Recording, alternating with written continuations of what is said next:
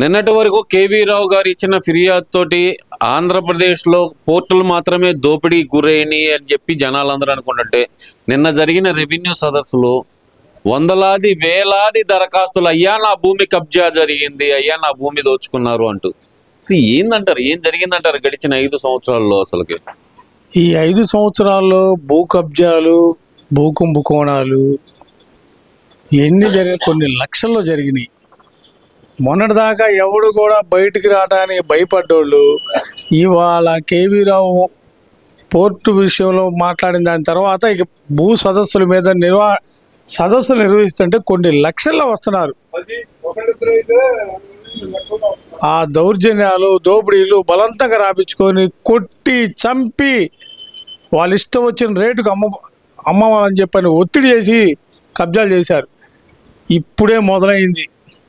అయ్యా వైసీపీ నాయకులు గుర్తుపెట్టుకోండి, మీరు ఎక్కడెక్కడ కబ్జా చేశారో ప్రతి సెంటు కూడా తిరిగి మళ్ళా భూ యజమానికి అందించే బాధ్యత కూటమి ప్రభుత్వం తీసుకుంది. ఇది పక్కాగా జరిగిద్ది. మీరు చేసిన మొత్తం బయటకు వస్తే మీరు అంటున్నారు కదా ఎదవల్లారా, మీరు పథకాలు అట్టెత్తారు, సూపర్ 6 హామీలు ఫెయిల్ అయినాయి, ముందు అవి చేసుకోండి, అవి పూర్తి చేసిన తర్వాత మాట్లాడినారు. అవి చేస్తారు, ఆగండి. మీరు ఈ కుంభకోణాలు ఎన్నైతే ఉన్నారో భూ కబ్జాలు మొత్తం బయట తీస్తారు. మీరు తీసుకున్న లంచాలు వంచాలు మొత్తం బయటకు వస్తాయి. అవన్నీ రికవర్ చేస్తాం. రికవర్ చేసి మీరు అనుకున్నారు సూపర్ 6 కాదు, సూపర్ 12 ఇస్తాం. తొందరపడద్దు, వెయిట్ అండ్ సీ. ఏంటంటారు అసలు గన్ కల్చర్, బెదిరించడం, లాక్కోవటం గతంలో ఎన్నడూ లేని విధంగా ఏదైతే అనక సంస్థల్లో ఉన్న, అంటే పోర్టు ఒక సంస్థ అనుకుంటే అనక సంస్థలను కూడా బెదిరించి వాటాలు లాక్కోవటం గతంలో రాజశేఖర రెడ్డి గారి హయాంలో కానీ చంద్రబాబు నాయుడు గారి హయాంలో కానీ ఏ రోజు ఎక్కడా చూడలేదు. మరి రాజశేఖర రెడ్డి తనయుణ్ణి అతన్ని మరిపించే పాలన చేస్తా అన్న జగన్మోహన్ రెడ్డి పాలనలో మాత్రం ఈ బెదిరింపుల పర్వం ఏంటి, లాక్కునే కార్యక్రమాలు ఏమనుకోవచ్చు అంటారు? అసలు జగన్మోహన్ రెడ్డి చేసింది రాజకీయం కాదు, వ్యాపారం చేశాడు. మాఫియా అది. వాళ్ళకి మాఫియాకి ఒక ముఠా తయారు చేసుకొని ముందు ఆంధ్ర రాష్ట్రాన్ని ఎలా దోచుకోవాలనేది ఒక ప్లాన్ వేశారు. దానికి కొద్దిగా పెద్ద మనుషులు ఉండారుగా, సజ్జల రామకృష్ణారెడ్డి గారు, మన గౌరవనీయులు విజయసాయిరెడ్డి గారు, వైవి సుబ్బారెడ్డి గారు, ఇట్లా అంబటి రాంబాబు గారు, సెకండ్ గ్రేడ్ 2వ స్థాయి నాయకులు ఉన్నారుగా, అంబటి రాంబాబు, ఇట్లాంటి వాళ్ళ పేరుని నాని, వీళ్ళందరూ కలిసి దోచుకోవటానికి జగన్మోహన్ రెడ్డికి సపోర్ట్ చేశారు. కానీ వీళ్ళు పరిపాలన చేయడానికి కాదు.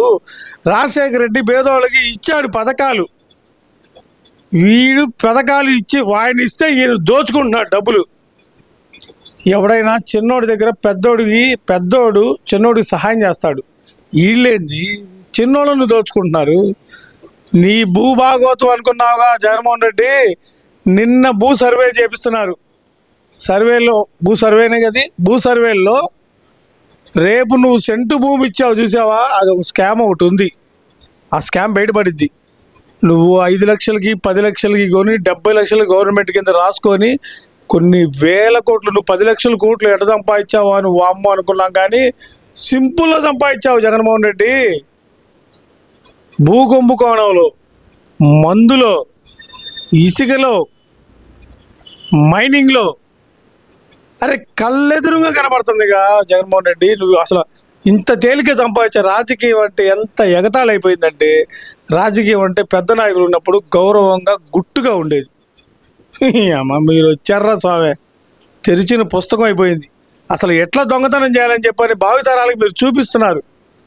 ఏందా ఇది? ఏదో ఒకటి మార్గదర్శకం అయితే ఇస్తున్నారు కదండి భావితరాలు. ఇస్తున్నాడయ్యా, అదే మార్గదర్శకం. జగన్మోహన్ రెడ్డిని గుర్తుపెట్టుకుంటారు జనాలు. అయ్యా నువ్వు చేసింది మళ్ళీ నీకు రిటర్న్ అయితే జగన్మోహన్ రెడ్డి నిన్ను తరతరాలు గుర్తుంచుకుంటారు. గాంధీని ఎలా గుర్తుంచుకున్నారో గాడ్సేని కూడా అలానే గుర్తుంచుకున్నారు. చంద్రబాబు నాయుడు లాంటి వాళ్ళని, ఎన్టీఆర్ని, రాజశేఖర రెడ్డి గారిని వీళ్ళు ఎలా గుర్తుపెట్టుకున్నారో నిన్ను కూడా అలానే గుర్తుపెట్టుకుంటారు. ఏదో ఒక విధంగా గుర్తుపెట్టుకుంటున్నారా లేదా? ఇది ఏమైంది ఇప్పుడు గుర్తుపెట్టుకుంటే తప్పేందంటారు?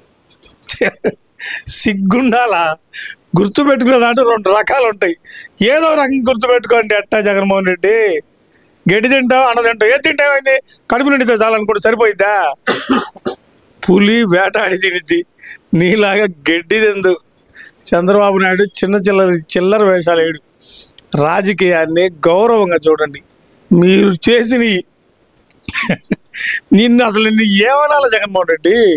నీకు ఏదైనా ఎన్ని భాషల్లో చెప్పినా నీకు అర్థం కాదు, సావదు. ఎందుకు అర్థం కాదు? మా అన్న ఫస్ట్ క్లాస్ స్టూడెంట్ అండి. ఇంగ్లీష్ లో బ్రహ్మాండంగా మాట్లాడతారు, హిందీలో దడదడలాడేస్తాడు, తెలుగులో అయితే అనర్గళంగా మాట్లాడతారు. ఫస్ట్ క్లాస్ స్టూడెంట్ అయితే అయ్యా, మాకు దగ్గరలో ఉన్న నాయకుడు గౌరవనీయులు అంబటి రాంబాబు గారు ఉన్నాడు, ఆయన ద్వారా చెబుతాం. కానీ మేము రాజశేఖర గారిని జగన్మోహన్ రెడ్డికి మేము డైరెక్ట్గా చెప్పకూడదు. అయ్యా అంబటి రాంబాబు గారు, మీరు ఒక్కసారి మాట్లాడండి. మన క్యాబినెట్లో కానీ మన అన్న జగన్ కానీ ఎప్పుడన్నా స్పష్టమైన ఇంగ్లీష్ మాట్లాడా? అన్న first class student, first class student, ఈ అమ్మ అసలు ఏం ఫస్ట్ క్లాస్ స్టూడెంట్, ఏం పత్తి కట్టా? మీ మారణం కానీ మీరు చేసే పనులన్నీ చచ్చినాయి. నువ్వు మాట్లాడావా రాంబాబు ఎప్పుడైనా ఇంగ్లీష్లో?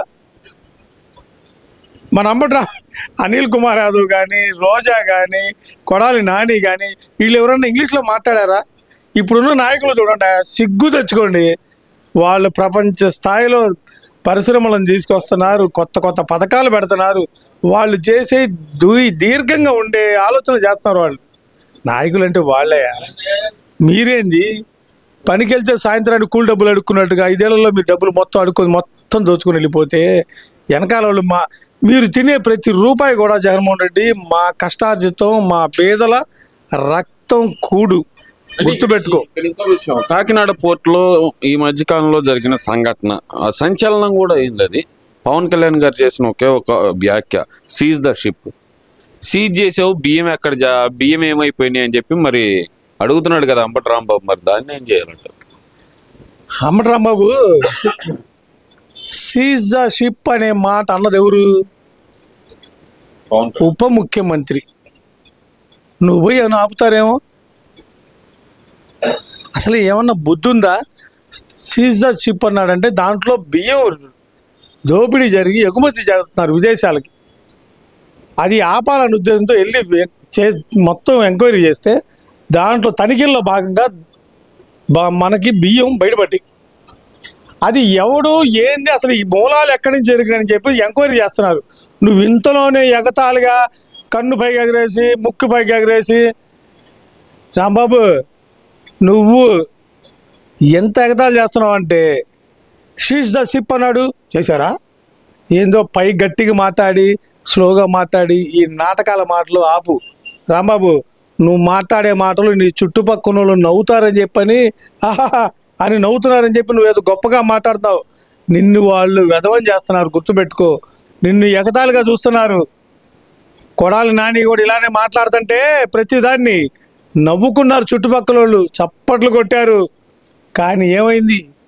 ఇప్పుడు ఏమైందో పరిస్థితి చూసావు? కొడాలి నానిది బరుగొడ్డు సావుడు, అసలు అడ్రస్ లేకుండా ఫోన్ స్విచ్ ఆఫ్ వేసి వెళ్ళిపోయాడు. అధికారం ఉన్నప్పుడు జాగ్రత్తగా నేర్చుకోవాలి మనం. నోటికి ఏదొస్తే అది. అంబటి రాంబాబు గుర్తుపెట్టుకో, ఇవాళ ఇంతమంది నాయకులు మాట్లాడతలేదు. నువ్వు మాటక ముందు పవన్ కళ్యాణ్ మీద ఒంటి కాలు మీద వెళ్తున్నావు. నీకన్నా మొనగాళ్ళు వెళ్ళారు, కాల గర్భంగా కలిసిపోయాడు. నువ్వేదో మన కులంలే, మన లాస్ట్కి ఎన్ని తిట్టినా నాయుడు గారు నమస్తే పొరపాటు అయిందంటే క్షమిస్తాడని అనుకుంటున్నావేమో. పవన్ కళ్యాణ్ క్షమించొచ్చావు, మేము నిన్ను క్షమించవు. గుర్తుపెట్టుకో, జీవితంలో నువ్వు ఎక్కడ నిలబడ్డా కూడా నిన్ను గెలిపించే కార్యక్రమం అనేది జరగదు. నువ్వు ఎప్పటికైనా మారి నీ పద్ధతిగా నువ్వు బతకవయ్యా. నీకెందుకు సీజ్ చెప్పన్నాడు? అవన్నీ మాట్లాడాల్సింది ముఖ్యమంత్రి మాట్లాడాల, ప్రతిపక్ష నాయకుడు. ఓడిపోయిన ఎమ్మెల్యే నువ్వు మాట్లాడేది అంతే, సిగ్గు లేకుండా. ఎవరు మాట్లాడేది? ఓడిపోయినంత మాత్రాన ఎమ్మెల్యే కాకుండా పోయాడు. ఎన్ని గతంలో మాజీ ఎమ్మెల్యే మాట్లాడకూడదా? పవన్ కళ్యాణ్ ఓడిపోయాడు. ఇదే అంబటి రాంబాబు గారు గౌరవనీయులైన మంత్రి గారు అప్పుడు పవన్ కళ్యాణ్ గారిని అన్నాడు, ఏమని? 2 చోట్ల ఓడిపోయినాడు, నువ్వు మాట్లాడేది ఏందయ్యా అని. ఈయన ఏమన్నా 15 సార్లు నుంచి గెలిచాడా? ఒకసారి కావాలి లింగుమంటే ఎమ్మెల్యేలు క్యాండిడేట్ లేకపోతే ఇస్తే ఆడ గెలిచాడు ఏదో పొరపాటున అప్పుడు రాజశేఖర రెడ్డి గారి హయాంలో. ఇంకా అక్కడి నుంచి ఏమైనా గెలిచాడు ఈయన? తర్వాత ఏదో దొరికాడు, కోతి కొబ్బరిగా దొరికినట్టు జగన్మోహన్ రెడ్డి దొరికాడు. ఈయన చెప్పే సొల్లు మాటలు ఇన్ని డబ్బులు కాసిన ఇస్తానికి, దోపిడీ చేయడానికి నీకు ఒక దారి దొరికింది. అమాయకుడు నిజంగా జగన్మోహన్ రెడ్డి అమాయకుడైనా తెలుసా?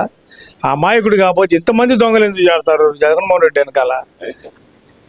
రాజమోహన్ సుబ్బారెడ్డి వాళ్ళంటే బంధువులు అనుకో, సజ్జల రామకృష్ణారెడ్డి, అంబటి రాంబాబు, అనిలు, రోజా, పేర్ని నాని, ఆళ్ళ నాని, అసలు ఏదని ఈ అమ్మ మీ కూరగాయలు బచ్చి వీరందరూ చేరి పాపం పిచ్చోడిని జగన్మోహన్ రెడ్డి ఒక్కడు గుర్తుపెట్టుకో, నువ్వు ఎప్పుడైతే నీ కొటారి ఉందో ఈ సన్నాసి మందన మొత్తాన్ని పక్కన పెట్టు, నువ్వు మళ్ళీ ఫ్రెష్గా నువ్వు ఓన్గా మాట్లాడు, కాగితం చూడకుండా.